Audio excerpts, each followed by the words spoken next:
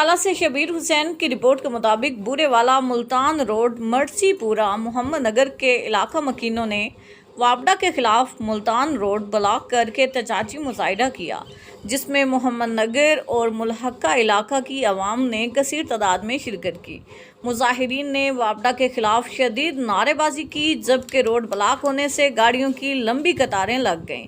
इस मौके पर मुजाहिरीन ने कहा कि हुकूमत पंजाब और वापडा इलाके के अवाम के साथ सुतेली माँ जैसा सलूक कर रहे हैं, जिसे किसी सूरत बर्दाश्त नहीं किया जाएगा। मुजाहिरीन ने मजीद कहा कि इससे बढ़कर और जुल्म क्या हो सकता है कि वापडा हुकाम ने अवाम से ईद की खुशियां भी छीन लीं।